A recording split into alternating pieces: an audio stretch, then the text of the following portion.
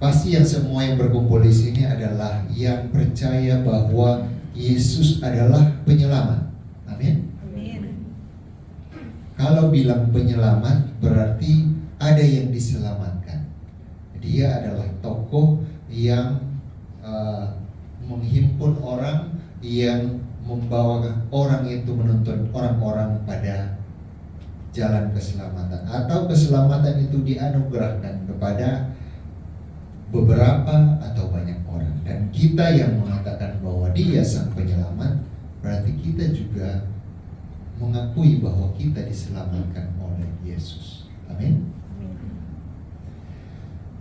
Saudara-saudari yang terkasih, kalau Yesus sebagai penyelamat, berarti kita ditebus dan disucikan olehnya. Akan tetapi sebagai seorang penyelamat tidak serta-merta mendapatkan pengakuan dari banyak orang, dari orang-orang. Ada juga, padahal penyelamat itu berarti telah melakukan yang baik, telah memberikan dirinya supaya kita sendiri terbebas dari segala mungkin kejatuhan, mungkin kesalahan, atau sebelum bersalah dia sudah menyelamatkan.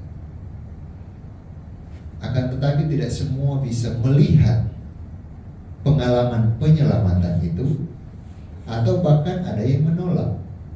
Dalam hidup kita sehari-hari mungkin kita sudah ambil bagian dalam karya-karya keselamatan kecil, entah dalam keluarga, entah dalam di kantor dengan persahabatan dengan teman-teman.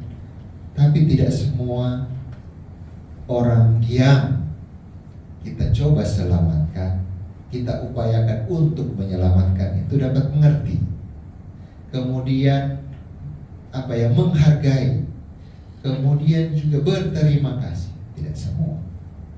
Ada yang walaupun pekerjaan kita sudah kelihatan hasilnya di depan mata, masih juga mencibir. Seperti itu ya. Bisa jadi juga kita yang adalah di bagian oposisi. Orang sudah melihat, tetapi kita belum bisa melihat.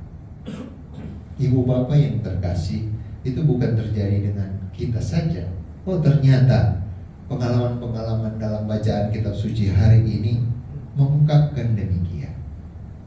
Saudara-saudara dari Yusuf, karena rasa iri hatinya, karena merasa bahwa tidak diperlakukan seperti yang diharapkan oleh Yusuf, oleh Yosef, papanya, mereka kemudian iri terhadap Yusuf dan segala cara menjatuhkannya. Walaupun Yusuf sudah baik hati kepada kakak-kakaknya waktu itu. Begitu juga kebaikan hati, atau saya bilang penyelamatan oleh sang tuan tanah kepada orang-orang yang diberikan pekerjaan untuk menggarap, tidak dilihat sebagai penyelamatan, tetapi justru diarahkan pada semacam mulai ada kerakusan, mulai ingin mengambil, dan seterusnya. Akhirnya jatuh ke dalam dosa. Kita sekali lagi diajak untuk melihat kembali pengalaman itu, menyadari itu, dan kemudian berbalik arah lagi kepada jalan kebenaran. Sekarang kita ada di masa Prapaskah, masa puasa dan pantang. Di sini ada yang berpantang ya. Hari ini hari Jumat kan? Jumat pertama, dan kemudian Jumat di masa Prapaskah. Ada yang pantang apa nih? Pantang ngopi. Ada yang pantang daging? Hampir semua mungkin pantang daging. Ada yang pantang lain lagi? Sosmed. Bisa dicek gitu ya. Pantang sosmed. Kayaknya itu pantang yang paling sulit saat ini. Tetapi kita diajak untuk berpantang supaya kita melatih bukan sekedar fisik kita, tidak makan daging, tidak tidak nonton reels atau short movie gitu, apalagi kalau itu yang cengeng, film pendek-pendek begitu, ada dari banyak macam. Kalau kita kan cuma nonton yang gratisan doang, tiba-tiba berhenti di tengah jalan gitu. Tapi ada yang akhirnya karena tertarik udah ya subscribe dan seterusnya.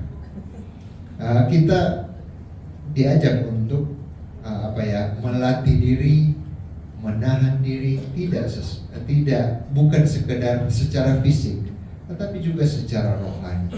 Dengan latihan-latihan rohani seperti itu, melalui latihan fisik, kita diajak untuk menyadari apa yang sebenarnya bergerak dalam hati kita, pikiran kita, kesulitan-kesulitan yang kadang-kadang kita harus hadapi sebagai godaan-godaan. Dan kalau satu godaan kita jatuh, cenderung jatuh juga dengan godaan-godaan yang lain.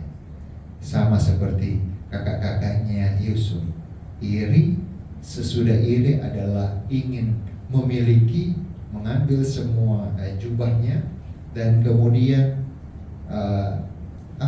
bilanglah membunuh, menghabiskan supaya tidak ada lagi saingan.